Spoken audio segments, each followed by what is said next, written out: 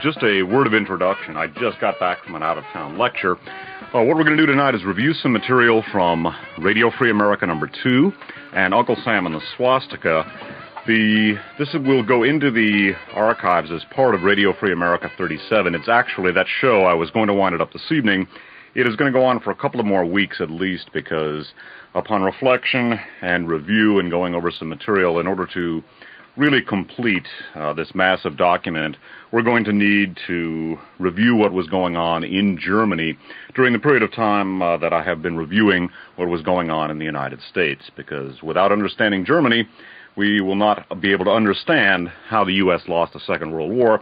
What we're going to be listening to now is a section of Radio Free America number 2, in which we are going to examine how the cartel agreements that were set up between German and American industrialists and financiers were restored. Really, they never were broken off, but how they were restored.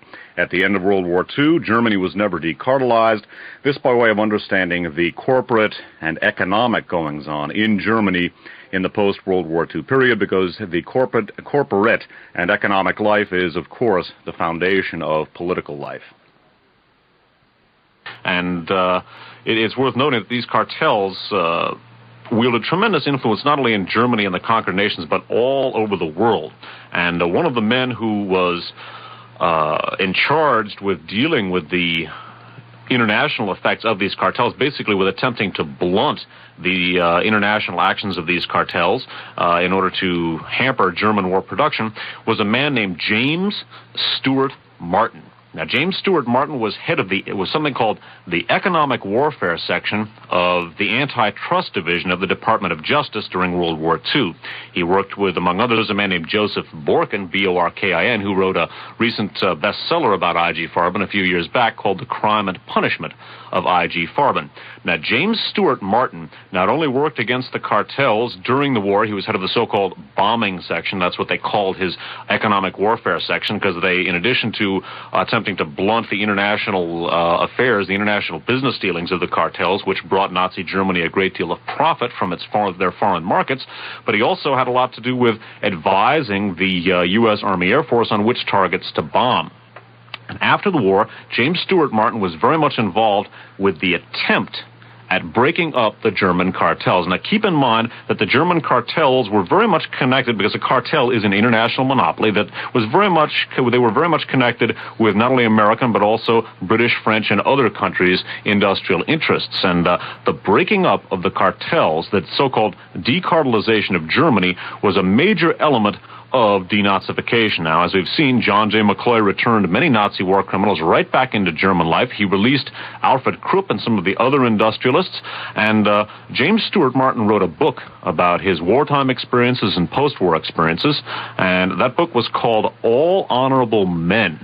And All Honorable Men was copyrighted in 1950 and published in hardcover by Little Brown and Company. And in the story of decartelization, we're going to encounter a name that we've heard before. Okay, indeed. And you will also remember, if you listen to the first broadcast, that self-same gentleman whose name we're talking about showed up, and he was none other than Herbert Hoover. At the time of the end of the First World War, of course, this was prior to his presidency, and at that time he was in charge of food relief for war-ravaged Europe after the end of World War I. Russia, of course, had dropped out of World War I during the time of the revolution there, the Bolshevik Revolution, and by the end of the war, the Bolsheviks were firmly in power in Russia. Now, as you also will remember, one of the main things that we talked about in regards to Herbert Hoover is how he lost millions of dollars in oil interests when the Bolsheviks nationalized the oil fields in Russia. We also mentioned the fact that Herbert Hoover, in charge of food relief, strangely enough, couldn't seem to get any of the food relief money into Bolshevik Russia, even though Bolshevik Russia had been one of the areas hardest hit by the famines that resulted from World War I. And in fact, a lot of the food relief seemed to be going to the white Russian emigre groups who were setting up to reinvade Russia and throw the Bolsheviks out and reinstall Tsarism, and that Hoover, in fact, was channeling food to these groups and to other groups such as the Poles, who were going to take advantage and in themselves carve a little territory out of Russia. So Herbert Hoover, in fact, his activities angered so many people that, in fact, one of the things we read was an editorial talking about the personal vendetta, the private war that Herbert Hoover and others were carrying on against the Bolsheviks all by themselves at that time. Now, the time that we are talking about is after World War II. So Hoover has already been president, and son of a gun if he doesn't show up again in a position to have an influence on the status quo as regards world or Western European and American position towards communism, and to the building up of anti-communist forces once again. Bear in mind also that as we're talking about decartelization, the economic issues are very difficult and very complicated in some ways. However, a very important thing to remember is when asked to give a definition of fascism, Benito Mussolini, the fascist dictator of Italy, said, first of all, it is corporatism. What we're talking about, in fact, is the consolidation of corporate power and hence the ability of the state in conjunction with a corporation to basically take over economic life, link it intimately to whatever that state's nationalist and aggressive goals might be. And in fact, a non-corporatized country really cannot be an effective fascist country. So bear in mind that decartelization is, or in our cases, it would be, other cases would be demonopolization or the breaking up of trusts, is of vital importance for any group of people that wish to remove the possibilities of a resurgence of fascism. And remember that Herbert Hoover, in our first installment of this program, you misused alleged food relief, his mission to feed the starving peoples of Eastern Europe. He misused that food relief as basically sort of a tool for covert action against the Soviet Union. Okay, again, this is from the book All Honorable Men by James Stewart Martin. Again, the gentleman who was working in the Office of Economic Warfare. This is copyright 1950, Little Brown and Company. And Mr. Martin writes as follows. Early in February, opposition from an older and more familiar quarter showed itself. This is February of 1947, by the way. We had been so absorbed with details of the passage of the law that the chief problem, controlling the mainspring of German economic warfare, had been briefly eclipsed. The reminder came with Herbert Hoover's visit to Germany at the suggestion of President Truman. Though he had been asked principally to study the German food problem, again, Hoover and food, Mr. Hoover fanned out very broadly into all phases of economics and politics. A restatement of the traditional German resistance to reform was the result. The specific problems of feeding occupied only one part of his report. The principal focus was on general economic problems, and on these the advice came from the late Gustav Stolper, former German economist, who was at Mr. Hoover's elbow throughout the trip.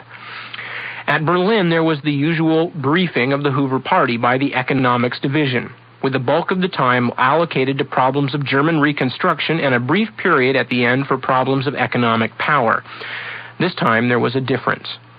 After representatives of the industry and the trade and commerce branches had made their usual remarks about the hampering effect of the anti-cartel program, the decartelization branch representative replied by describing the new law. Thereupon, Herbert Hoover remarked that he could see nothing wrong with such a law and thought a, quote, antitrust law might be a very good thing in Germany. Okay, so Hoover is saying to these people in the economic division that he thinks antitrust or anti-cartel legislation is fine, okay, which is what the economic people wanted. After the briefing, Dr. Stolper showed some agitation over Mr. Hoover's remarks. He circulated among the group, arguing that the new law was a, quote, very bad thing for Germany. It was just like the denazification policy.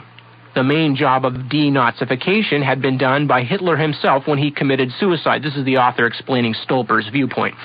Even the hanging of the other top Nazis had gone too far.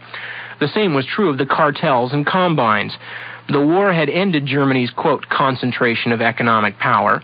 Decartelization and other such reforms were in reality aimed at destroying Germany and the German character, including the many good things in the German tradition. The text of the Herbert Hoover Report of 1947 did not reflect any of Mr. Hoover's favorable remarks about antitrust laws. The report concluded that concessions must be made to the old-line financiers and industrialists in order to obtain the help of their management abilities in European recovery. The, quote, reform policies showed up as a deterrent to recovery.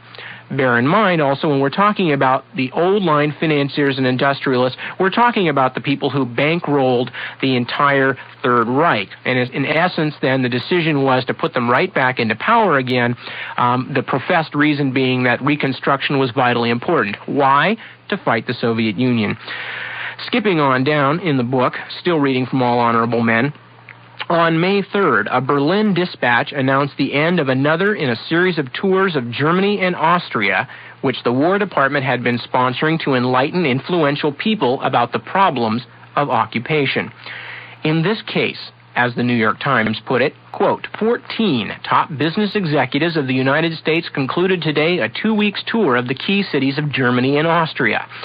They made the trip at the request of Secretary of War Robert P. Patterson to study German industry and the military government's industrial program. The War Department on May 8, 1947, released the report prepared by the 14 top business executives. The statement began by affirming their, quote, complete and unanimous agreement with the conclusions of the Herbert Hoover Report. On the basis of their 2 weeks tour, they found it a masterful summary of the situation in Germany, unquote. Then the executives presented their first recommendation. They said, we now set forth several major issues with which the Office of Military Government has to deal, together with our comments and suggestions thereon. 1. Decartelization. Law 56 and Regulation Number 1 embody a series of controls and regulations, many of which represent economic principles quite new to the German mind and to the past industrial development of the country. Since we are now confronted with the urgent necessity of bringing about as rapidly as possible recovery of the economic life of a starving people, it is our belief that too strict adherence to the law in its administration will seriously retard this primary objective. With no desire to criticize the principle of this law as it has been written, we do, however, recommend, if at all possible, that the enforcement of these regulations be postponed, or at least substantially modified until the industrial economy is in a reasonable state of operation. The author says other recommendations, including the need for, quote, incentives to German industry, agriculture, and labor, the promotion of exports, the downward revision of reparations, the end of denazification, and change in the level of industry. Now, just very briefly go back and point something out here. What they say in the first part of this statement, these business executives, is that decartelization represents economic principles quite new to the German mind and to the past industrial development of the country, and that it hence should be scaled back or eliminated. What they're in fact saying is that the fascist concentration of power in the, whatever you want to call it, the ruling class, the oligarchy, the military and business axis, is something that they're used to, and it should not be scaled down because we have to rapidly redevelop the country, supposedly to help starving people. We, of course, know at least better what some of the reasons for that might be. 2 points to make about the so-called Hoover Report. First of all, you'll recall that in the passage Nip Tuck read you, Herbert Hoover, at least verbally, said that he thought an antitrust law for Germany might not be a bad thing, but under the influence, one might say, or in conjunction with Gustav Stolper, he apparently, because he incorporated Stolper's ideas into his passage, into his report, he went along with Stolper's basic recommendations that the Nazi industrial establishment be kept in, pro-Nazi, basically the Nazi industrial establishment be maintained intact in Germany. So one has to ask, what were Herbert Hoover's motives? He, at least, if we're to take his statements at face value, and he was a very outspoken man. In the first part of this series, we heard his statement that Bolshevism is worse than war.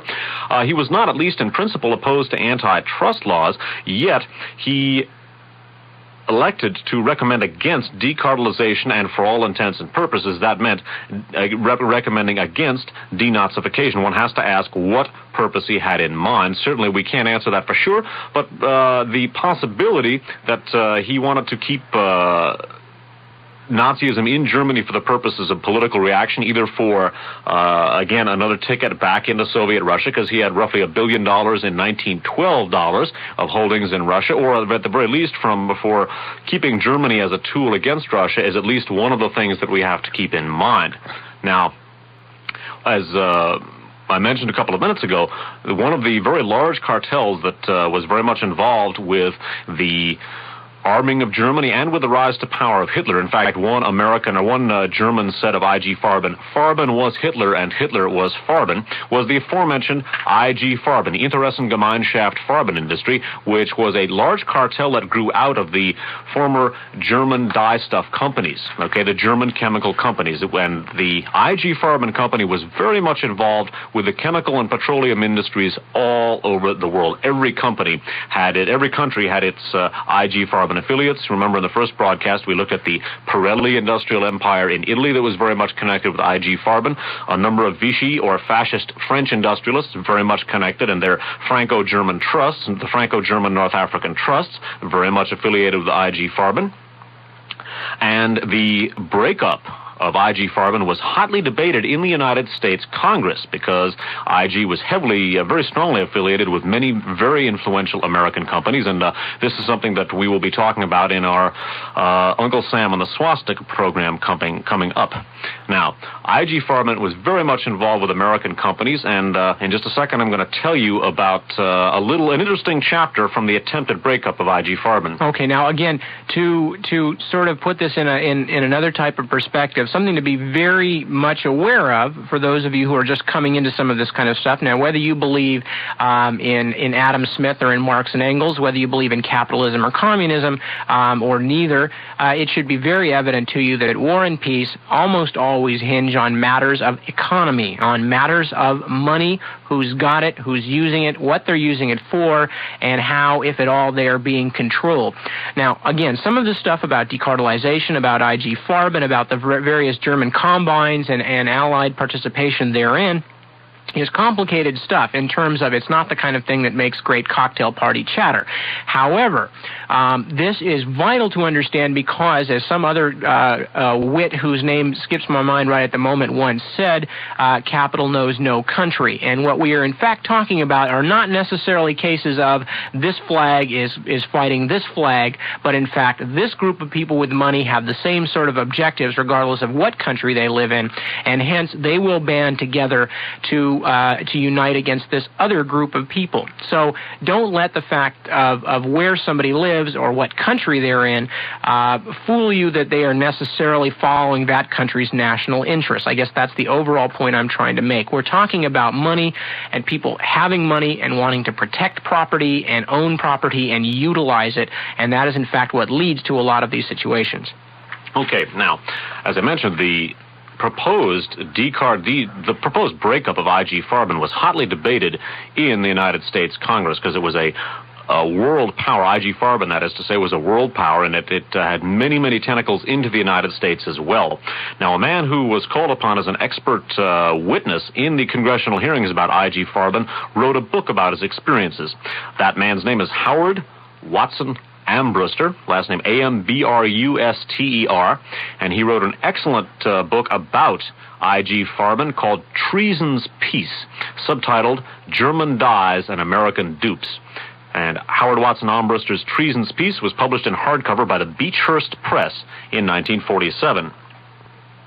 And the section I'm going to read you here from Treason's Peace concerns one of the fiercest congressional opponents of I.G. Farben, one of the congressmen who worked hardest to achieve the breakup of I.G. Farben. That was a congressman from California named Jerry Voorhees, last name Voorhis.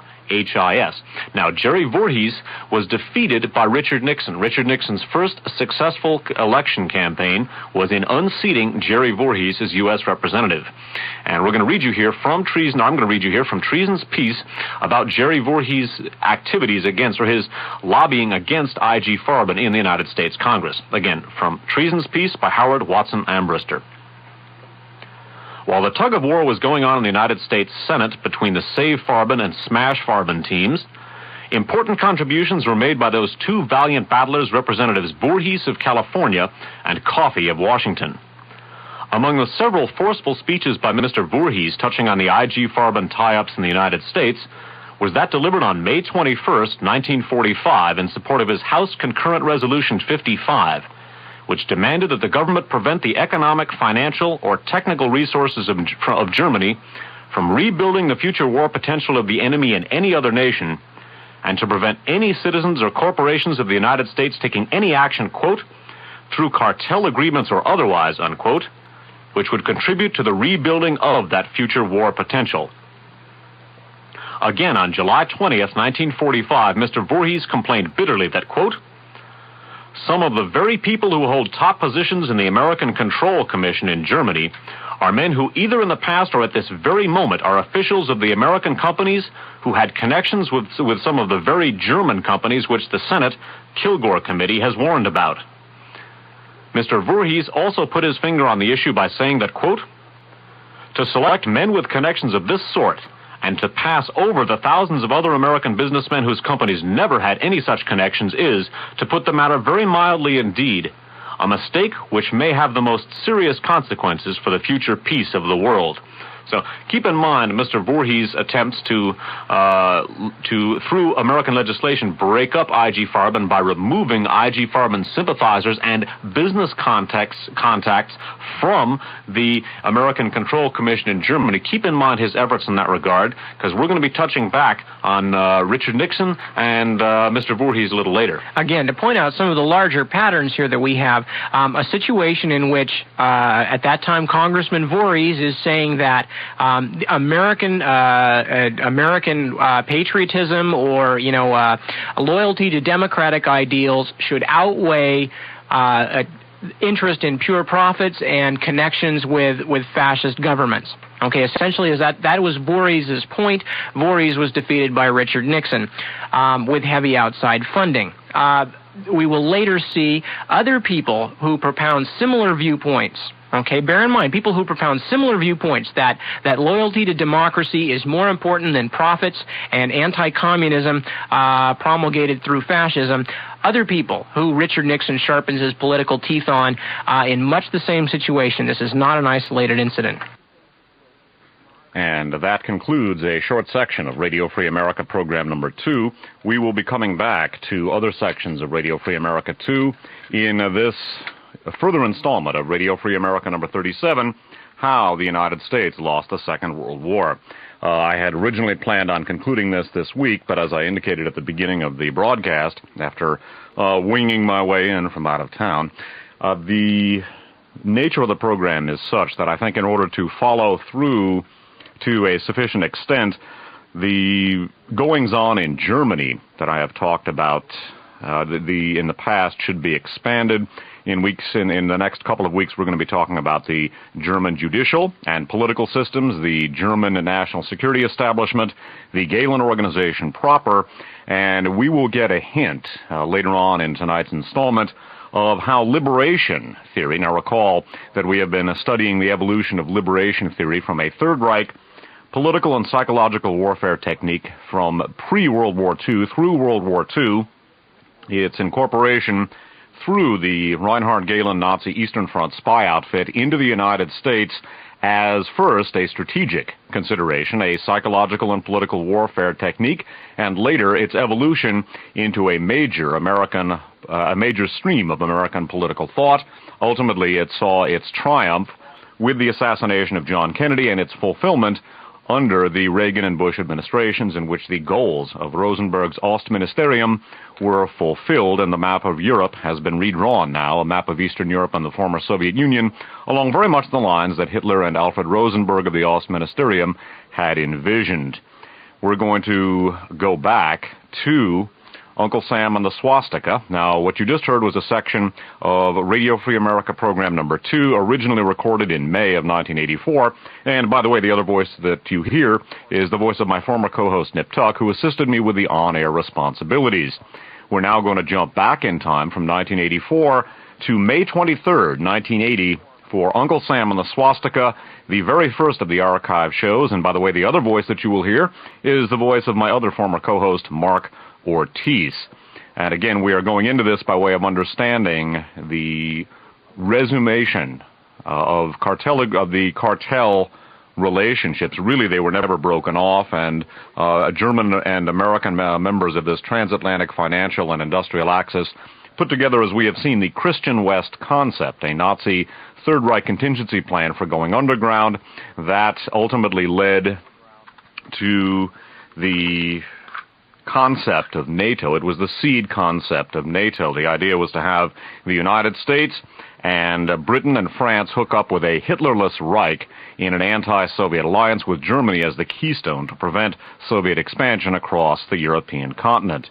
So we're going to go back now to May 23rd of 1980 and hear more about the frustration of the decartelization program of Germany, because again, we need to understand at considerable depth, I should say, what was going on in Germany. We will be exploring Germany and ultimately coming back to the United States in the next 2 to 3 weeks whenever the program concludes. Because again, in order to really follow through on this massive document, I think it is necessary to avoid skimping on any of the history.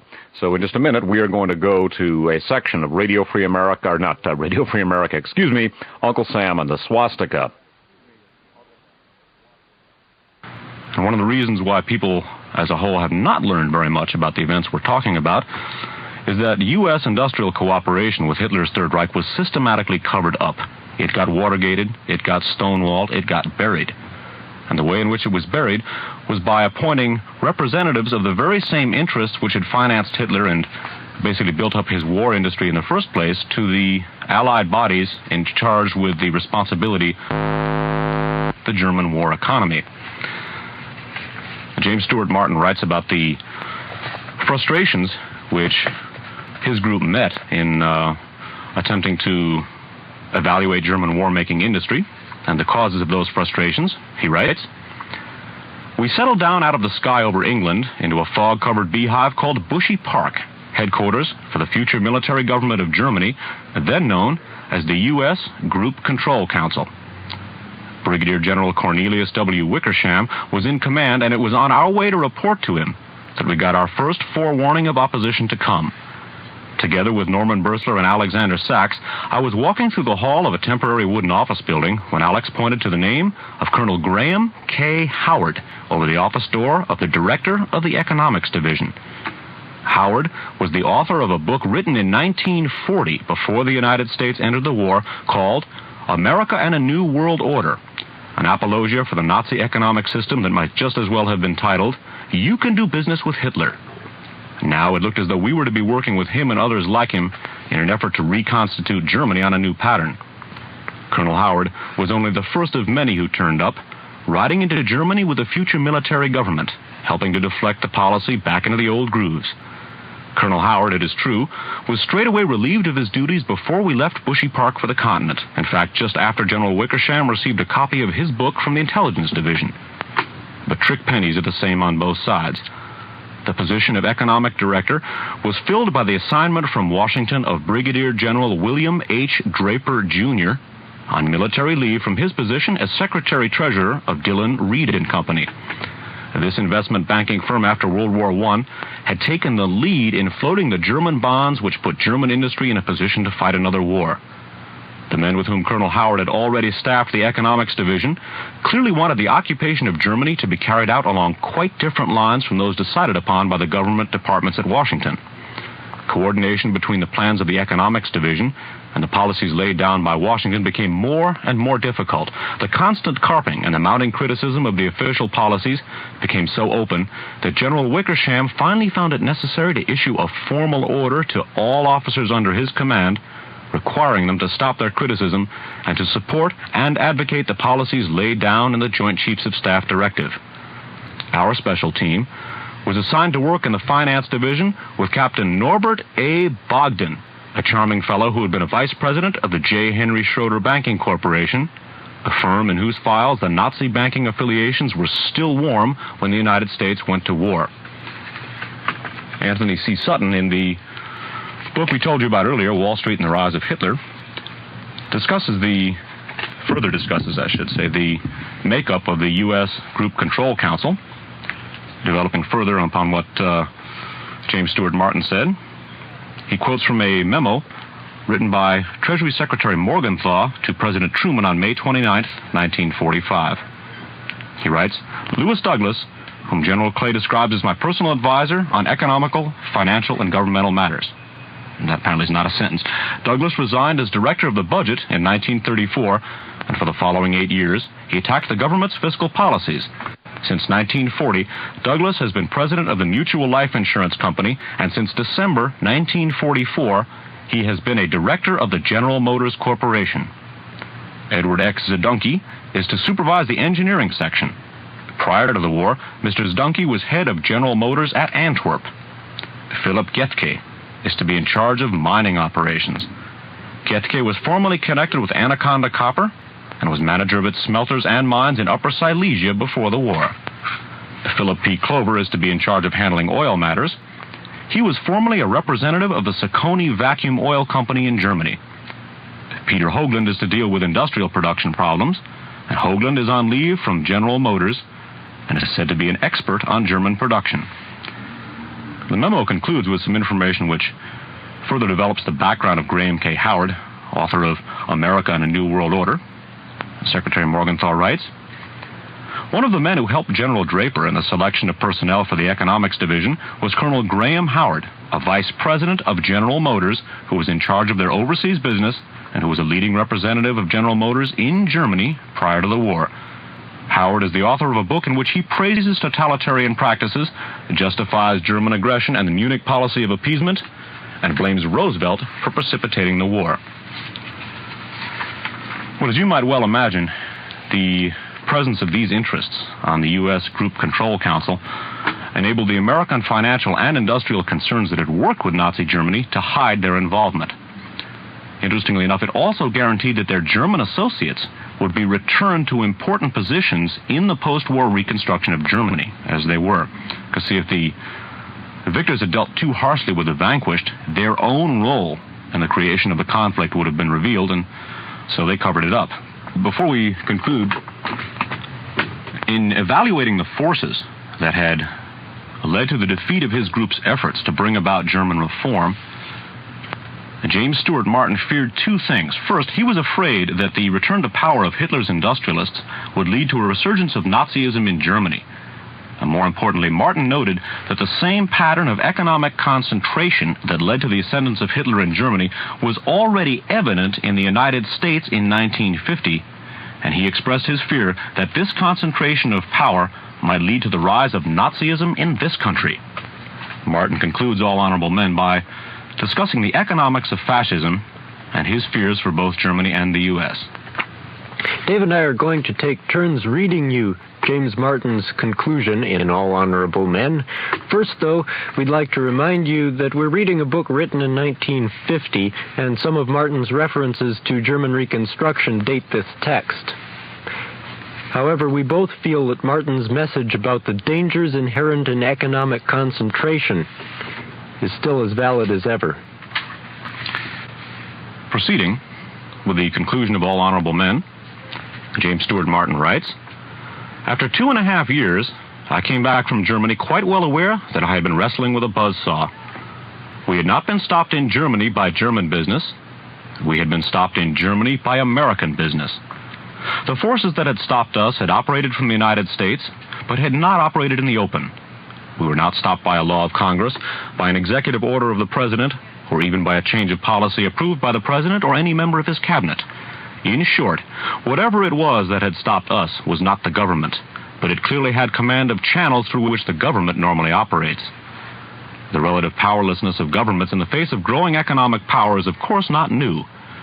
between the two world wars, the outstanding development in world economics was the division of territories and markets by private agreement among the largest corporations of Britain, Germany, and the United States, with minor participations by their counterparts in France, Italy, and Japan. National governments stood on the sidelines while bigger operators arranged the world's affairs. We have the same difficulty today. What we need is to be able to have a government that controls economic power instead of becoming its tool. Since power is a public trust, including economic power, the first job of a government is to see that the power is used in the public interest and not against it. By chartering a private corporation, a government delegates to the corporate body some of its own power to regulate commerce. Strictly speaking, this is an abdication by the government. It is time to view the results of this abdication by constitutional governments in favor of private governments. The occupation of Germany has already provided a good laboratory in which we could study the activities of self-centered corporations and the activities of a German national government in which these corporate combines had a dominant influence. The eco-political masters of Germany boosted Hitler and his program into the driver's seat at a time when the tide in the political fight between the Nazis and the supporters of the Weimar Republic was swinging against the Nazis. All of the men who mattered in banking and industrial circles could quickly agree on one program and throw their financial weight behind it. Their support won the election for the Nazis. We must assume that the same thing is not yet true in the United States. We do have economic power so concentrated that it would lie in the power of a group of not more than 100 men, if they could agree among themselves, to throw the same kind of combined economic weight behind a single program. They have not agreed yet. There are still enough divisions within the Republican Party and enough minor differences between Republicans and Democrats to indicate that on some fundamental economic questions there are different points of view, each one championed by a different faction inside the financial and industrial community itself. If the United States should run into serious economic difficulties, however, most of the conditions for a reenactment of the German drama would already exist on the American stage. The slight differences within the camp of the fraternity then may be the only real barrier to the kind of integration of the financial and industrial community behind a single repressive program like that which the financiers and industrialists of Germany executed through Hitler. Are we safe in assuming that it would take a grave economic crisis to precipitate the dangers inherent in economic concentration? The basic integration of the financial and industrial groups in the United States is evident when we look at the increase of concentration in the past few years. Our job now, then, is to prepare for a future crisis before it happens. This means that in Germany we must have a double objective. The occupation of Germany must be put back on the track. But more than that, we have to reassert public goals in the United States, which will prevent the already apparent concentration of economic power in our own country from reaching the end it did in Germany. We cannot hope to deal with the concentration of economic power in Germany until we are able to deal with the concentration of economic power in the United States. This brings the German problem home with an urgency that has been missing in most post-war discussions about Germany. The need to treat Germany as an American problem was not felt in this country after World War I. Despite warnings from men whose experience with the German occupation had convinced them that we were entering a period of armed truce and not peace, business arrangements went ahead unchecked to rebuild a Germany that could not be expected to be anything but a steamroller. Now, with all that experience and warning behind us, and in spite of strong popular support for the reform of Germany, we have had to watch the same errors being repeated as if nothing else were possible. The moral of this is not that Germany is an inevitable menace, but that there are forces in our own country which can make Germany a menace. And more importantly, those forces could create a menace of their own here at home. Not through a deliberate plot to bring about a political catastrophe, but as a calm judgment of business necessity. The men who might do this are not Nazis, but businessmen.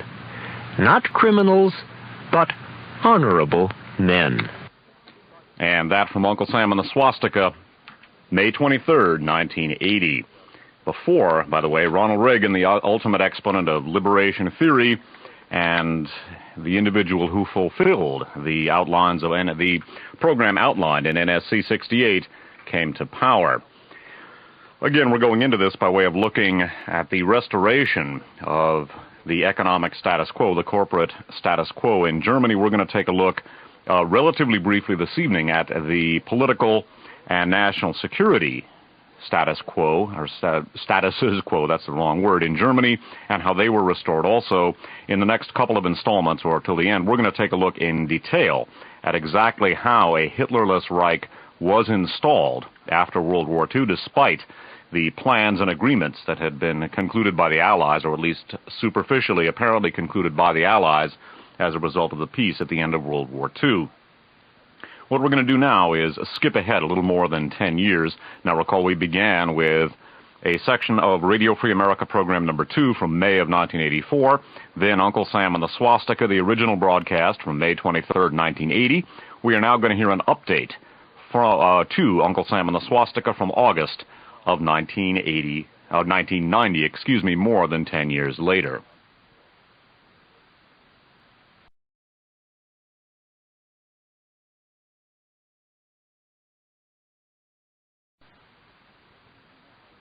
What we're going to do now is skip ahead a little more than 10 years. Now recall we began with a section of Radio Free America program number 2 from May of 1984, then Uncle Sam and the Swastika, the original broadcast from May 23rd, 1980. We are now going to hear an update to Uncle Sam and the Swastika from August of 1990, more than 10 years later. Today is August 12th, 1990, and I'm going to make an addendum to Uncle Sam and the Swastika. By way of introduction, I'm going to begin by reading a short section from the Californian magazine. Research credit on this, by the way, goes to a listener. And in the Californian magazine from October of 1961, there's a section here talking about a response to an article that they did talking about the reinstitution of Nazism or Nazi officials and the Nazi structure in West Germany following the conclusion of World War II. That is documented at great length in Radio Free America program number 2, available from archives on audio. Now, reading from the Californian magazine from October of 1961, more than 2 years before President Kennedy was killed, we find the following. It's entitled, "Nazis Mad at Us." Following publication of the Californian's material on Nazism in West Germany, a crudely printed poster came through the mail with the following words in red and blue ink. "We promise. Trotz Judenneid und Hass Geschirr ein geeintes Deutschland." The translation of this is, "We promise, in spite of the envy by Jews and cries of hatred, a unified Germany." It was accompanied by an ad for a book glorifying the SS. Well, now in August of 1990, a unified Germany has indeed taken place, and in a footnote to the dire warning sounded at the end of Uncle Sam and the Swastika, by the way, we echoed James Stuart Martin's words from 1950. We echoed those words in 1980, and now in 1990 we find a very, very chilling development. One of the major topics of discussion in Uncle Sam and the Swastika was the IG Farben Company, that is short for Interessengemeinschaft Farbenindustrie. That was the German dyestuffs cartel, the chemical cartel, which provided the backbone of German industrial production. It was instrumental in the rise of Hitler, and the member companies remained in place, as did the Shell Company after World War II. In addition to the Uncle Sam and the Swastika broadcast, we spoke about the IG Farben cartel in Radio Free America number 1, Radio Free America number 2. We discussed it at considerable length in a miscellaneous archive show called South Africa, the Third Reich and the Bomb, documenting connections between the IG, the West German nuclear industry, and in turn connections between the South African nuclear industry and that of West Germany. And we also touched on I.G. Farben in Radio Free America program number 17, the end of the first broadcast in the 5-part series about the shooting of the Pope, specifically talking about Deutsche Bank Chairman Hermann Abbe's role in straightening out the Vatican banking scandals. He was selected by Karol Wojtyla, who served as a guest laborer in one of the concentration camps surrounding the Auschwitz concentration camp. Hermann Abbe being a member of the board of directors of I.G. Farben, who helped to put forth the venture capital for... Actually, I don't know if he was a director of I.G. Farben. I believe he was. He certainly put forth the venture capital for building the Monowitz concentration camp, which used slave labor from Auschwitz. That's documented in Radio Free America 17. Also in Radio Free America number 24, we spoke about the role of the Bayer Company, one of the members of the IG, in developing first heroin, which was designed, ironically enough, as a cure for morphine addiction. They later designed what was first known as Dolophine, named in honor of Adolf Hitler, a synthetic narcotic developed to treat casualties during World War II, that later became known as methadone, now used, of course, to treat heroin addiction. I.G. Farben is one of the most important, if not the most important, industrial concerns in the entire world, and like Germany, it is coming back. And research credit on the following, and this is a chilling footnote here in August of 1990 to the warning sounded by James Stewart Martin in 1950, which we echoed 10 years ago in Uncle Sam and the Swastika in May of 1980. Research credit on this goes to a listener. This is from the Sunday Times of London from July 29th of 1990. It's by Ian Jenkins, I-A-I-N, Jenkins, from Paris, and it's headlined, London Financiers Revive Jewish Gas Chamber Firm. Once again, London Financiers Revive Jewish Gas Chamber Firm. It reads as follows. S.G. Warburg, the City of London merchant bank, founded by emigre German Jews, has bought a significant stake in I.G. Farben, a German company the world thought had been killed off for its role in the Jewish Holocaust. Farben, which patented and manufactured the Zyklon B gas used to murder millions of Jews in the gas chambers and ran a slave labor camp near Auschwitz, is rising like a phoenix from its own ashes. For 40 years, the company has been nothing more than a dormant shell, its only task to compensate victims of its slave camp. But the destruction of the Berlin Wall has presented it with the chance of claiming back its huge industrial empire in East Germany and turning itself into a speculative vehicle. The possible resurrection of a name that is synonymous with the Holocaust has sent a shiver of disquiet through Jews throughout the world who thought the company had been buried forever. Eric Moonman, M-O-O-N-M-A-N, or Eric Moonman, Senior Vice President of the Board of Deputies of British Jews, said, quote, "This will cause considerable upset among Jews, not just in Britain, but throughout Europe," unquote. Ben Helsgott, H-E-L-S-G-O-T-T, a survivor of Buchenwald concentration camp and chairman of the Yad Vashem Trust, which teaches about the Holocaust, said Farben's name was forever associated with death. Again quoting, "I could not invest in this company even if it was the best bargain on earth," unquote, he said. It has, however, attracted the speculative interest of the City of London. Mercury Asset Management, the fund management arm of S.G. Warburg, Fidelity, the pensions group, and Morgan Grenfell, the merchant bank owned by Germany's Deutsche Bank, are among the British institutions that have bought into Farben recently. Other city institutions have done the same, and Farben's shares have risen from 20 Deutschmarks to 30 Deutschmarks. German brokers believe that city firms now own 40% of the company. None of the firms wanted its dealings publicized, but one shareholder said, quote, "We don't blacklist companies on the basis of what they did 30 or 40 years ago," unquote.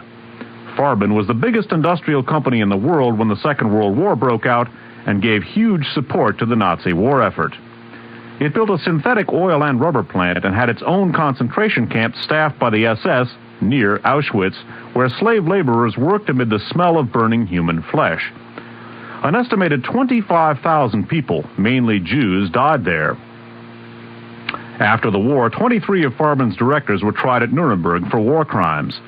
11 were acquitted, and the rest sentenced to between 18 months and 8 years in jail.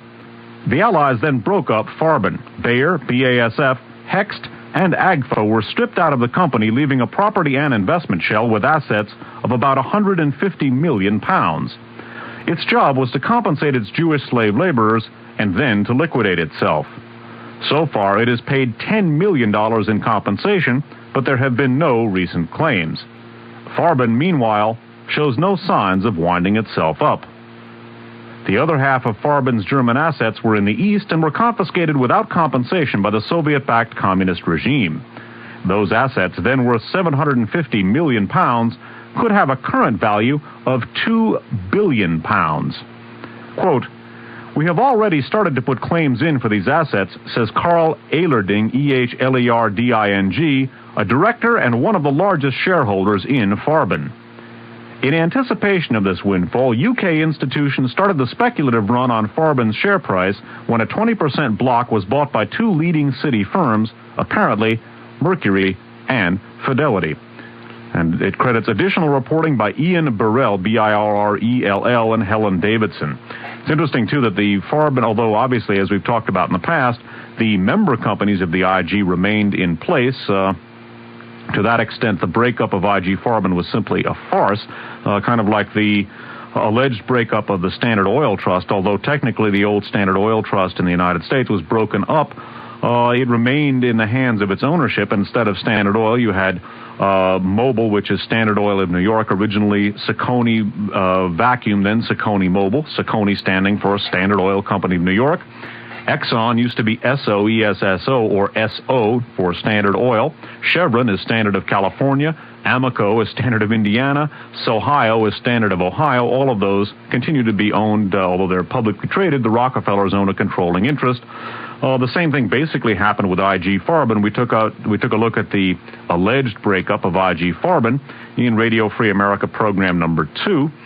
It's interesting that the shell firm remained in place with assets of £150 million to pay out compensations to the victims of its criminal activities during World War II. Only £10 million were paid out, and apparently, according to this article, no recent claims have been filed. And again, I want to apologize for the somewhat rough reading here. There are a couple of editorial mistakes, plus, again, I've been reading for almost 4 hours here, so that basically accounts for the bumpiness here. However, the real bumpiness is the fact that the IG has come back. It's back, and it is no longer safe to go in the water. Those people writing in 1961 made good on their promise. And as William Faulkner noted, the past is never dead and buried. It isn't even past.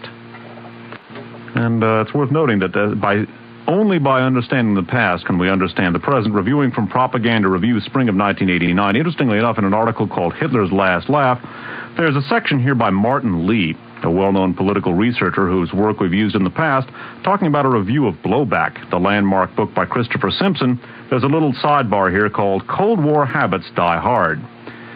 The publication of Blowback showed once again that Cold War habits die hard at certain media.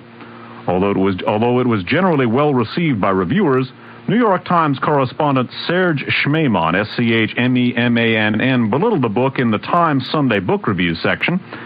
Without contesting Simpson's documentation, Schmemann accused Blowback of, quote, blurring the distinction between the means and the end, unquote, and, quote, smearing anti-communism with the taint of Nazism, unquote. Missing from Schmemann's review is a pertinent bit of biographical data. His father, the Reverend Alexander Schmemann, was deeply implicated in some of the CIA propaganda operations dissected and criticized at length by Simpson. An Orthodox Christian theologian and right-wing extremist, Father Schmemann gave weekly sermons on the CIA's radio liberation for more than 30 years. So, again, the past is never dead. It isn't even past, and apparently the New York Times, same people who published the Warren Report, do not want you to understand that past. If you understand the past, you can understand the present. If you don't understand the past, you cannot understand the present. As I've said so often, if you don't study history, the world is a mystery. Read or bleed, learn or burn. And that concludes an addendum to the original Uncle Sam and the Swastika broadcast, that from August 12th of 1990. Again, we are reviewing the restoration of the cartels and the basic corporate reality of Germany after World War II, despite the promises made by the Allied nations, the Western Allied nations, And this by way of taking a look at what was going on in Germany during the period of time that the liberation theory was being projected into the United States. Again, in order to fully understand how the U.S. lost the Second World War, and I in no way mean that figuratively, we have to understand Germany. And just as I stressed the importance of understanding the milieu in the United States through which the Galen Organization operated, the powerful economic, political, and military forces that interacted with it, it is by the same token vital for the working hypothesis being presented here, actually the history being presented here, that we understand the powerful corporate and political and military forces, national security forces that were coming to the fore in Germany at the same time, and with which the Galen Organization operated. Again, bear in mind that the Galen Organization was a Third Reich military institution which functioned continually throughout the Third Reich, throughout its tenure with the CIA and NATO, and even after it was installed as the West German Intelligence Service, the BND, it continued to be a main source, the primary source of information for the CIA and other U.S. intelligence agencies on the Soviet Union and Eastern Europe. It is an organization whose history could be said perhaps to be unique in the history of the human race, and as we are examining what is going on in Germany, bear in mind that it served as literally a Trojan horse inside of the United States. In the weeks to come, we will be examining what was going on in Germany. You will get a hint of that. This evening we will go into some of the same information at greater length in weeks to come.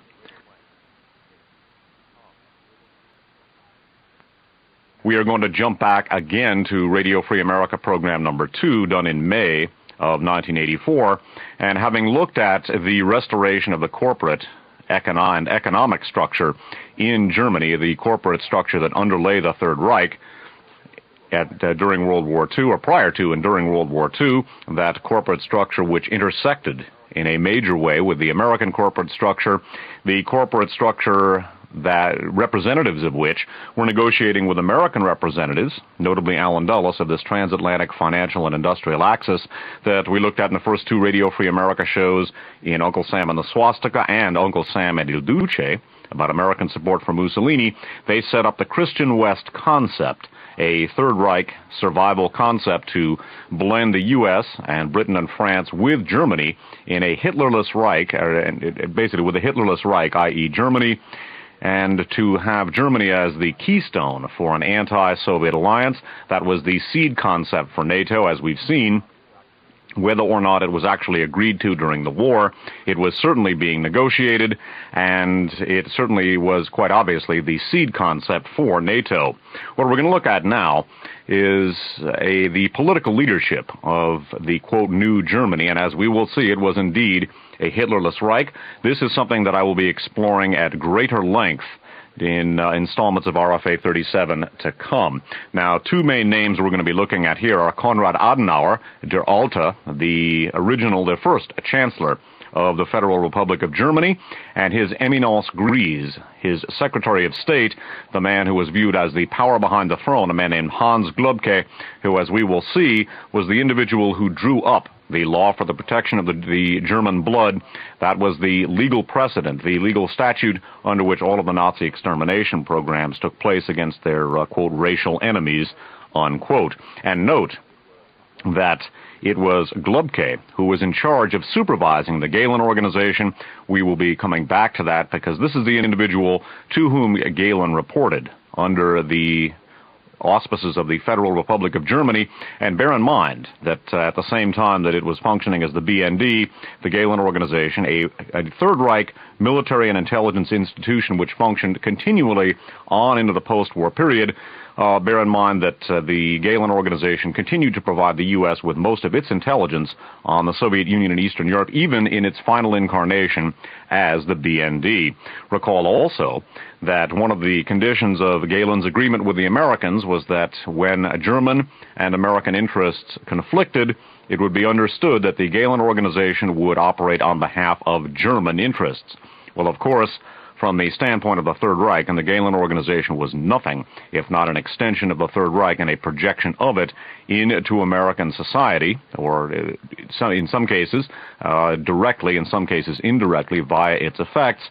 Bear in mind that the Third Reich's interests did not coincide with America's at all, so therefore German and American interests would have been perceived as conflicting from the get-go for Gehlen. Bear in mind also NSC 68, a document drawn up under the Truman administration which had its fruition under the Reagan and Bush administrations.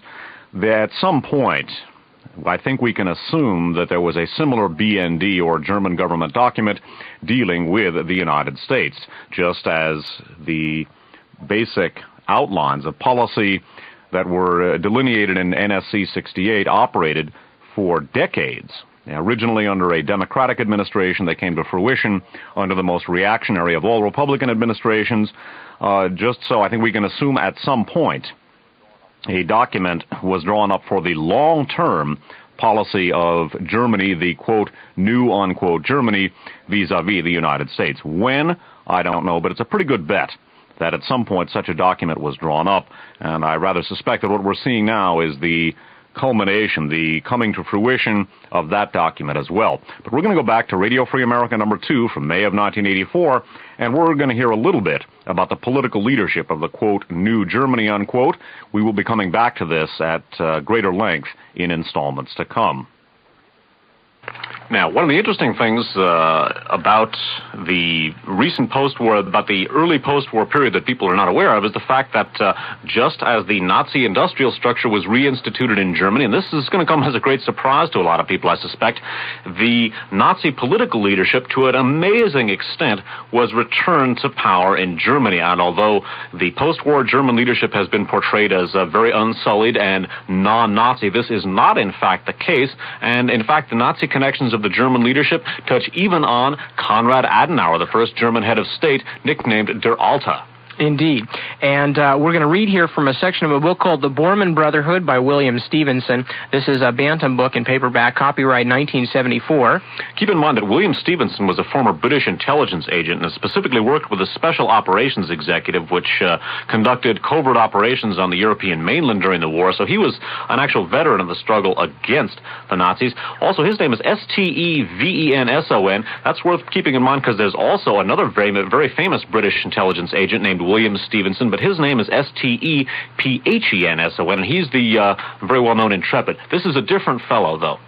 Okay, now what he is talking about, William Stevenson is talking about here, is a quote that Konrad Adenauer made in 1963. Now, Konrad Adenauer was Chancellor of West Germany from 1949 to 1963, and basically told people all along that he was, an anti-Nazi resistance hero, et cetera, et cetera.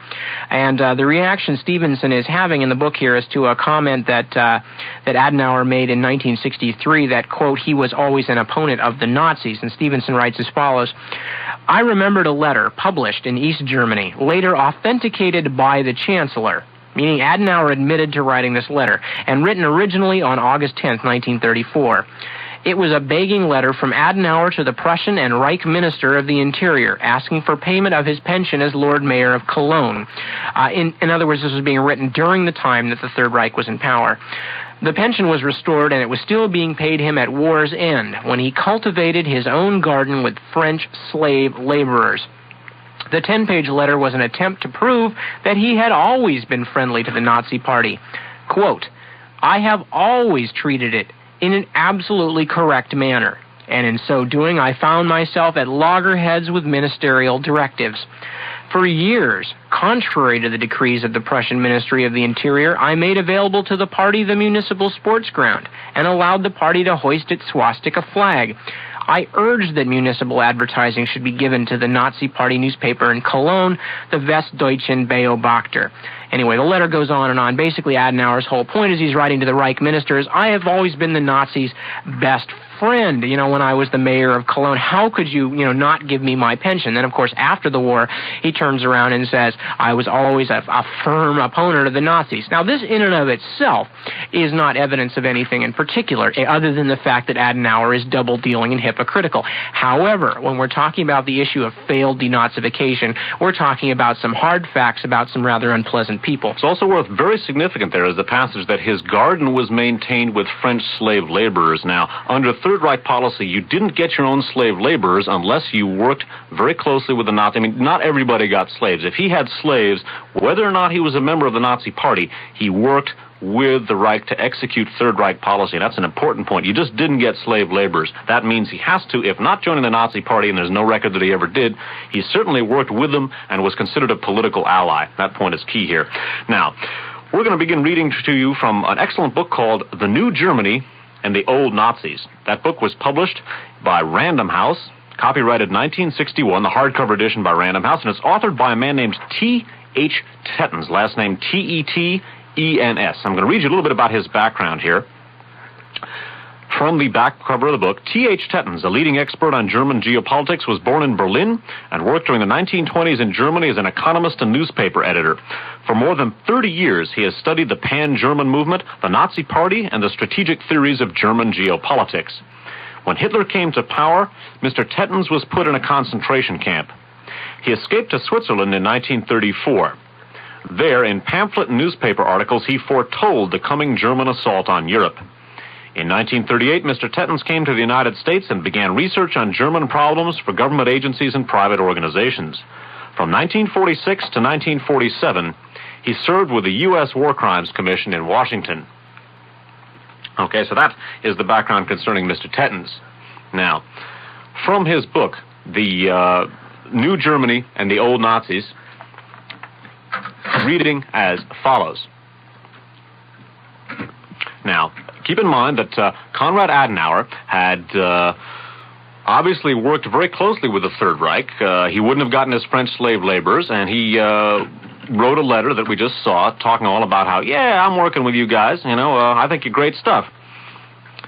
Now, keep in mind that two of his top officials were a guy named Herbert Blankenhorn, we're not going to talk about him here, and a guy named Hans Globke. Hans Globke, last name Globke, was the first Secretary of State of the Third Reich and was one of the most powerful people in Konrad Adenauer's government. Sort of nominally the number 2 man, but according to many authorities, as we're going to see here, he was the number 1 man in the Third Reich.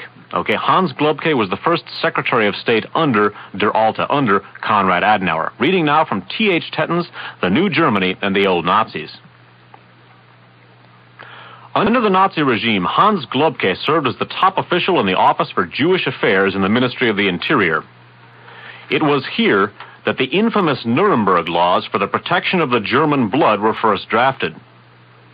The man who signed the racial laws against the Jews, Interior Minister Dr. Wilhelm Frick, last name F-R-I-C-K, was sentenced to death by the International Court in Nuremberg and hanged on October 16, 1946. And the one directly involved with the formulation of these laws was Dr. Hans Globke. It was he who drafted the text of Hitler's race law and who wrote the notorious commentary, unquote, interpreting this Nuremberg law, which paved the way for the extermination of millions of human beings. When the Nazis decided to carry out the mass liquidation of European Jews, Dr. Globke's direct superior, Ministerial Counsel Bernard Loesner, L-O-E-S-N-E-R, himself a party member, had scruples of conscience and resigned from office. His post was taken over by Dr. Hans Globke. As chief legal advisor and head of the Office of Jewish Affairs, Dr. Globke thus became a direct participant in the gigantic venture to make Germany Judenrein, or Jew-free, of course. In applying the racial laws, Dr. Globke worked hand-in-hand with the main security office, the headquarters of the SS murder organization. That is the aforementioned RSHA, the Reich Sicherheitshauptamt, that we're going to come back to later. Returning now to the text of T.H. Tettens, The New Germany and the Old Nazis. Der Spiegel of September 28, 1960, reported a case which reveals that Dr. Globke had direct dealings with the SS Colonel Adolf Eichmann. More than that, The evidence shows that Dr. Glubke was a key administrator in the final solution, unquote, the master plan for the extermination of the Jews. The article in Der Spiegel quoted the testimony of a Wehrmacht officer, Max Merten, M-E-R-T-E-N, who together with Eichmann suggested in 1943 that 20,000 Jews in Macedonia, that's in Greece, marked for the gas chambers in Auschwitz should be released and shipped to Palestine. It was obviously not a feeling of humanity, but rather a personal greed for money, as well as a shortage of transportation facilities to the concentration camps that motivated both Nazis to make this suggestion. According to the story in Der Spiegel, Merten and Eichmann reached Dr. Glubke and tried to obtain permission from the Office of Jewish Affairs for the release of the prisoners. Their efforts were in vain. Dr. Glubke insisted on the strict execution of the Führer's order. That sealed the fate of the 20,000 Jews who were then shipped in cattle cars to Auschwitz. Why Dr. Adenauer could not find another man capable of setting up a true democratic civil service has never been explained. Whatever lies behind this mystery, the fact is that Dr. Hans Glubke, who faithfully served the Nazi hierarchy, became one of the most powerful men in the Federal Republic. Recouping a little bit of what Tettens has relayed here, Hans Glubke was not only head of the Office of Jewish Affairs, he drew up the Nazi racial law, the law for the protection of the German blood, which provided the legal basis for the extermination not only of the Jews, but of gypsies and many other ethnic groups as well. Keep that in mind as you hear how powerful he became in the new Germany, quote unquote. Yes, bear in mind also that the man who signed those particular regulations was hanged, and that the man who drew them up wound up to become basically second in command of the West German Republic. Okay, reading further from T.H. Tetten's The New German and the Old Nazis, it says, and this is around the 1960s, early 1960s this was written, the German press has called Dr. Glubke, quote, the Gray Eminence, the power behind the throne, and the spider. Die Welt of October 30th, 1955, which is a German newspaper, described Dr. Glubke as, quote, the second in command in the control tower of the German ship of state, unquote. According to Die Welt, Dr. Glubke is, quote, the only man who has access to Adenauer at all times or who can call the Chancellor at any hour. The paper adds, quote, Glubke's political power rests entirely on the confidence which emanates from his chief and on his domination over the official apparatus, which must be regarded as his exclusive handiwork. Bearing in mind that at this time Konrad Adenauer was in his 70s, his late 70s, I believe, at that point, and was called Der Alte, or the Old Man. Dr. Glubke being the only man who's allowed to wake Adenauer up, we might say that he was, in fact, somewhat analogous to Ed Meese in the West German government. Read that last sentence for them again. That one goes by so quickly. That's a really important sentence there. Indeed. Glubke's political power, this is according to Die Welt, rests entirely on the confidence which emanates from his chief and on his domination over the official apparatus, which must be regarded as his exclusive handiwork. And as I read the next section, you're going to find out part of what that official apparatus contains. Skipping on down. The result of Dr. Glubke's clever manipulations is that as chief assistant to Dr. Adenauer, he makes decisions about a great many affairs in the federal government. A full-page article in the Deutsche Zeitung of June 11, 1958, explained how Dr. Glubke is able to wield rigid control over every ministry. The various government departments have to submit monthly reports about their activities and plans, which all end up on Glubke's desk. According to this analysis, no minister can make an important decision without the approval of Dr. Glubke. It is the secret Secretary of State who convenes cabinet meetings and determines their agenda. The Deutsche Zeitung described Glubke as the head of a huge staff, a super-ministry, led by 36 senior officials, which constitutes the hub of the entire government machinery. It is Glubke who decides what part of the incoming mail reaches the Chancellor. Nominations for appointments to high positions in all ministries are made by Dr. Glubke. The result is that every ministry is run either by dependable friends or loyal servants of Dr. Glubke. The Christian Science Monitor has stated that this concentration of government power in the hands of a single man has made observers, quote, bitterly complain that Dr. Glubke often has had more authority than cabinet ministers, unquote. The New York Times correspondent Sidney Grusin gave the following appraisal. Quote, as State Secretary of the Chancellery, Dr. Glubke is acknowledged to be one of the most influential men in West Germany. He runs the Chancellor's office, and nearly all papers for the Chancellor must first go through his hands. Ironically, the one-time servant of the Nazi regime today has full control over the Office for the Protection of the Constitution. Also, under Globke's direct authority, is the operation of a super-secret organization headed by Hitler's former spy chief, Lieutenant General Reinhard Gehlen. Worth noting now again, not only did Gehlen work for the CIA, but eventually his organization became the official NATO intelligence organization, and after that, the BND, the Bundesnachrichtendienst, the West German CIA, which, as we've seen, was directly under Globke's control. So Gehlen, Siegs, Augsburg, Akhmatelli, and the whole gang working with, underneath, I should say, under the supervision of Globke. And we're going to continue with Radio Free America program number 2, an installment of that in this installment of Radio Free America number 37. We will come back at much greater length to not only the top political leadership of the Federal Republic of Germany, but also to the civil service and some of the not-so-visible political leadership in installments to come. Now, we're going to continue with Radio Free America number 2 from May of 1984.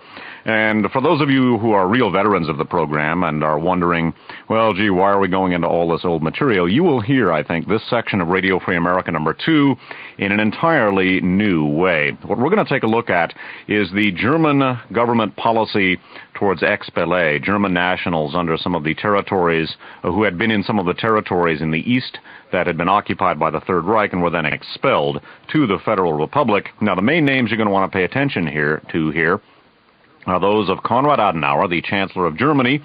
They take note of the name of Werner Naumann and the Naumann coup of 1953. We're going to come back to that. It's a very obscure, a relatively obscure but very important aspect, in a very important event, I should say, in German history.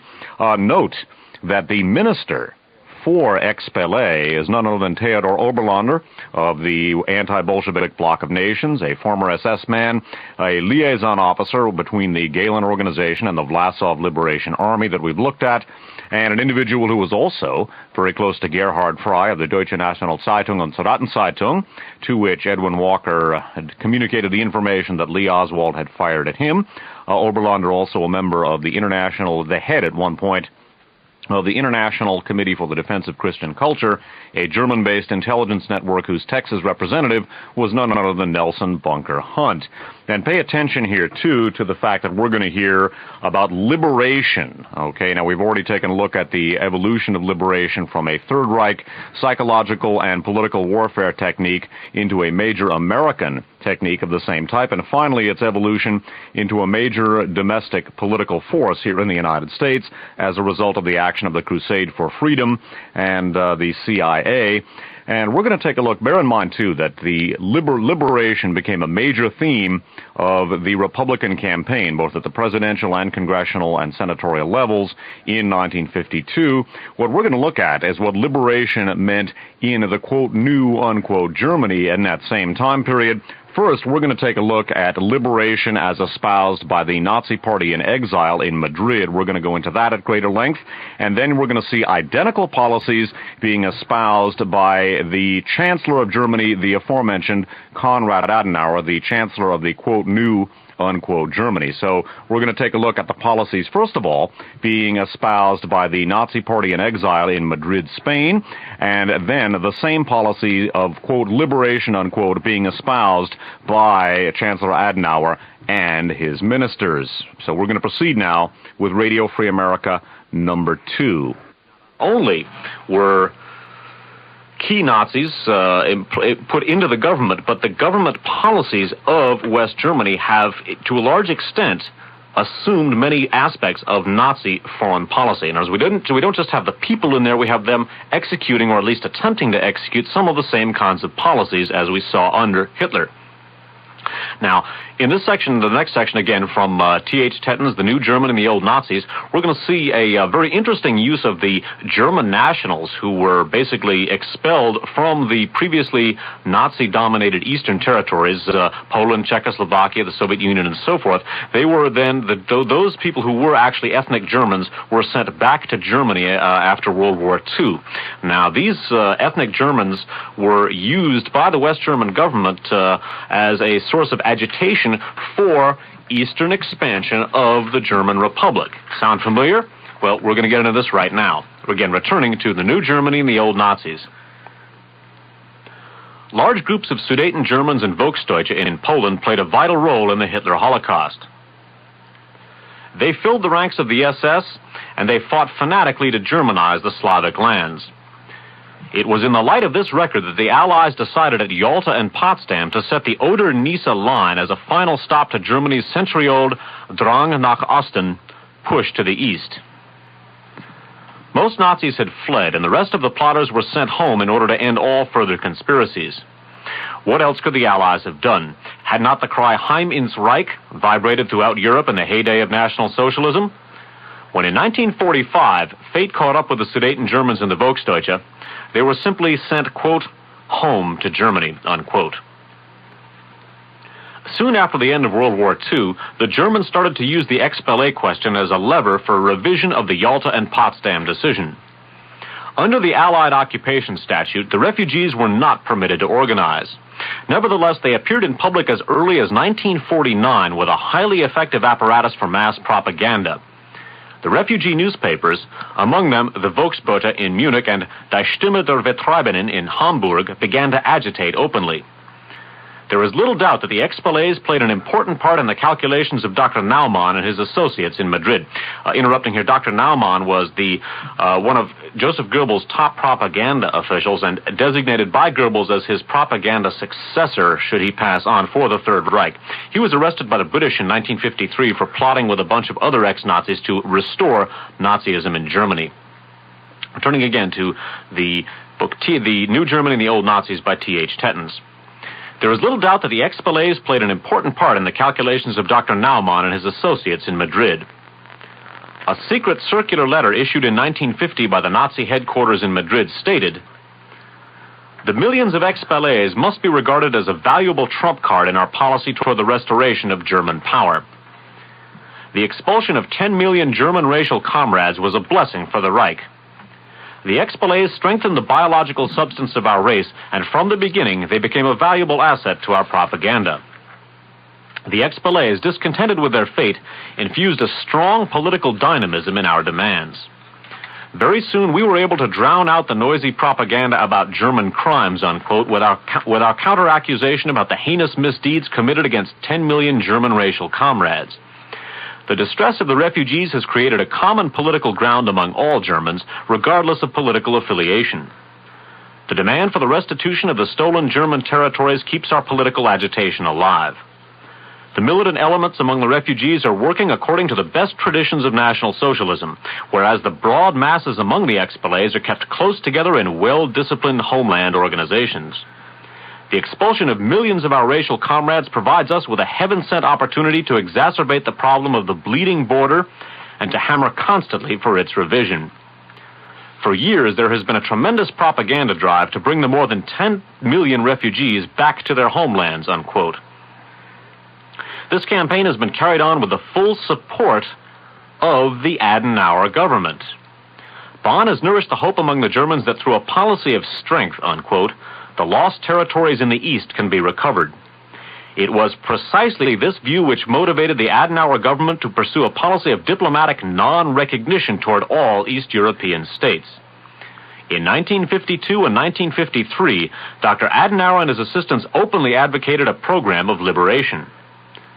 The day after his election victory in 1953, the Chancellor, in a fiery speech in Bonn, demanded the Befreiung of the territories in the East, quote, "But instead of reunification, let us talk rather of liberation, Befreiung, the liberation of our brethren in slavery in the East. That is our aim, and that we shall achieve, but only with outside help." Continuing on right where Dave left off. A year before that, At a press interview in Washington, the Chancellor's principal diplomatic assistant, State Secretary Walter Hallstein, defined the area to be liberated as reaching up to the Ural Mountains. At that time, the Germans dreamed of a third power bloc between America and the Soviet bloc of 550 million people, including a Slavic population of more than 200 million now living within the Soviet bloc. Let me just cut in here for a moment. Now, when they say a year before that, they're talking about in 1952. Okay, this is fully 7 years after World War II has ended, several years after democracy has been reinstalled in West Germany, etc., etc.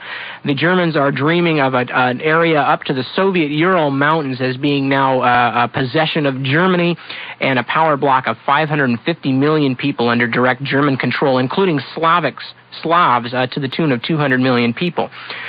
The liberation concept had been freely and frequently discussed at that time in the Rheinische Merkur.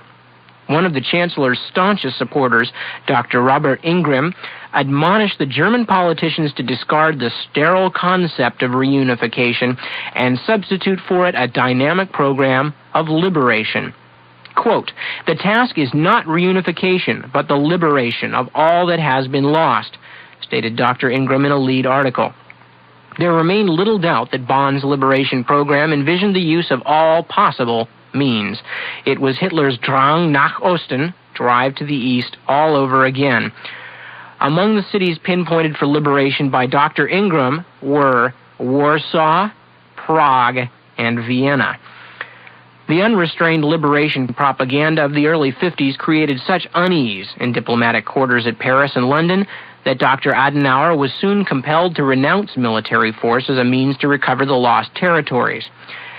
Since then, the new formula in the Chancellor's statements concerning reunification and revision of the Oder-Neisse line has become, quote, "in peace and freedom." However, apart from the Chancellor's official position, there is a very different cast to the speeches by other cabinet members before the huge refugee rallies.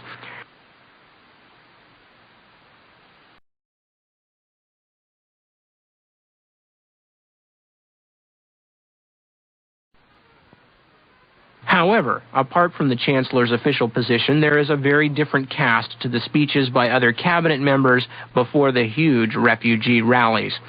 These revisionist overtones have not contributed toward dispelling the fears in the eastern capitals of a revengeful pan-Germanism. Let me just stress that point again, because this is a key one. We're talking about the Cold War. We're talking a shooting war in Europe that went on right up until 1952. We're talking about the basic American story has always been, well, the rotten Russians came in, they took Eastern Europe, they held on to it, they put all those people into slavery. It was just crazy. It was just territorial aggression. Well, what we're looking at here is are key and prominent members of the almost completely rebuilt German hierarchy, economically rebuilt by the West, people of Nazi pedigree put into positions of power, going out to rallies of thousands and thousands of screaming Germans and talking about liberation of an area including Warsaw, Prague, and Vienna. As the author says in his more subtle way, perhaps, than I have said, I'll reread it. These revisionist overtones have not contributed toward dispelling the fears in the eastern capitals of a revengeful pan-Germanism. Going on, being aware of the deep distrust in Warsaw and Prague, the expellé leaders now speak quite diplomatically of the people's, quote, right to a homeland. They also claim the, quote, right to self-determination, as advocated by Woodrow Wilson in 1917. This, however, is viewed in the eastern capitals as a legalistic veil to cover up the old aggressive plans. Each year in the spring or early summer, the Sudeten Germans and the expellés from Silesia, East Prussia, and Pomerania come together in rallies 200,000 to 500,000 strong, organized in the best Hitler tradition. Quote, "It has become customary," wrote the New York Herald Tribune correspondent Gaston Koblenz, "that a minister of the Adenauer government addresses each of the larger meetings and gives assurances that the cause is never being forgotten." According to the Tribune report, Dr. Adenauer, at a meeting of 250,000 refugees from Silesia, praised the Silesians for, quote, keeping alive the memory of their homeland.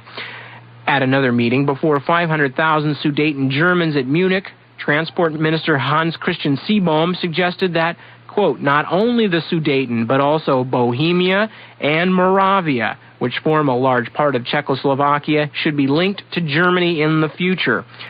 Cabinet Minister Theodor Oberländer once declared that the reconquest of the European East is, quote, a German and European task.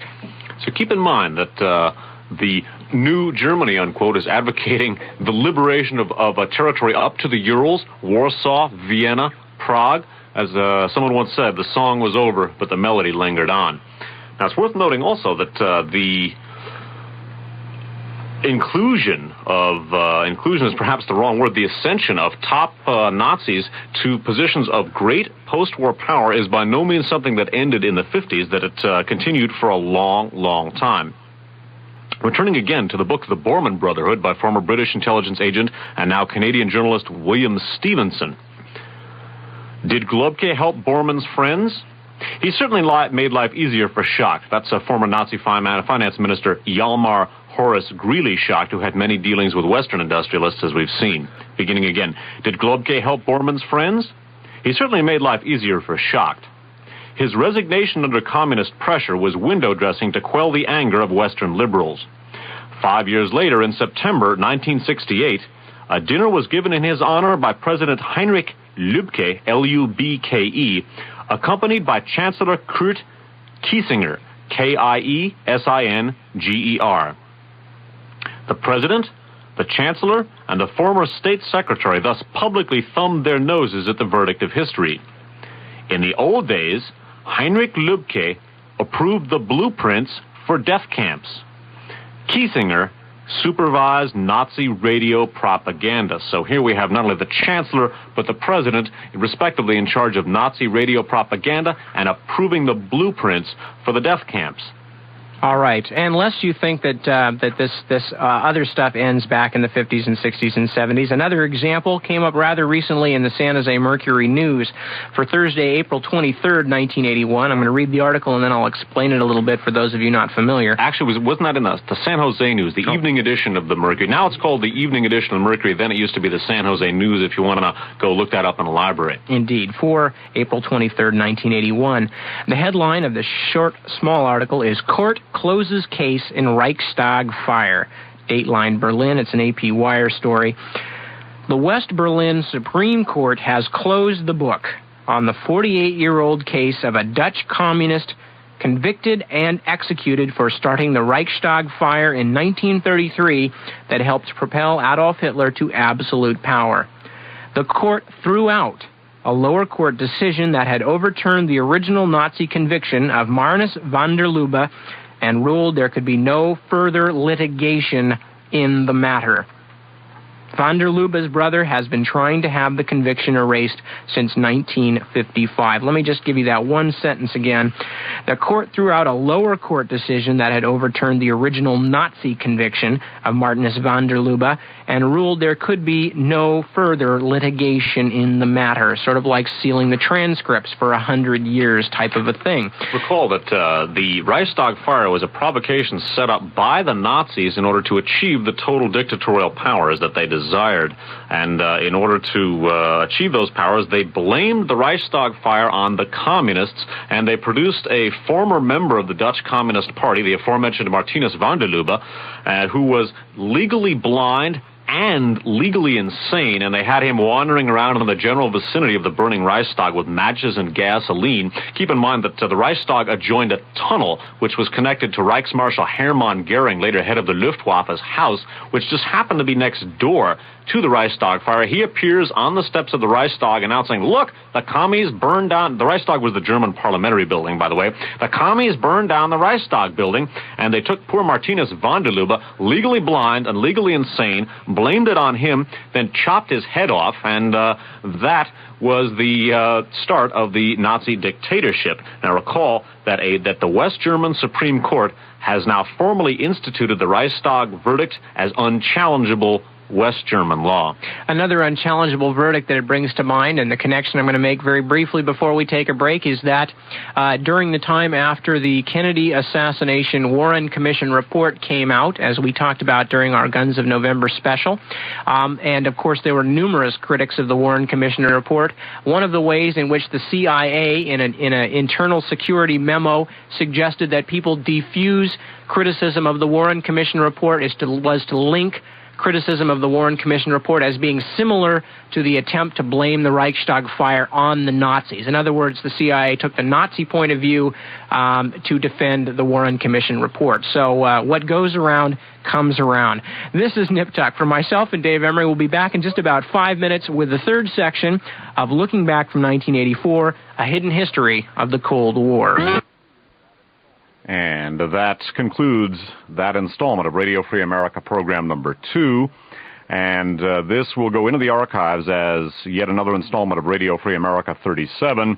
And I will be developing all of the points. Now, note again, liberation being advocated in Germany, first by the Nazi Party in exile and then by Chancellor Adenauer. That liberation involving the, quote, liberation, unquote, of territory going all the way up to the Ural Mountains. The political leadership, the civil service, the courts, which you heard referred to in the supposedly new Germany, weren't new at all. And in order to understand how the U.S. lost the Second World War, we will be going into this at greater length in further installments. That concludes the prepared portion of this broadcast. This is Dave Emory, thanking all the listeners for their contributions and encouraging them to tune in again to the next broadcast. Until then, take care.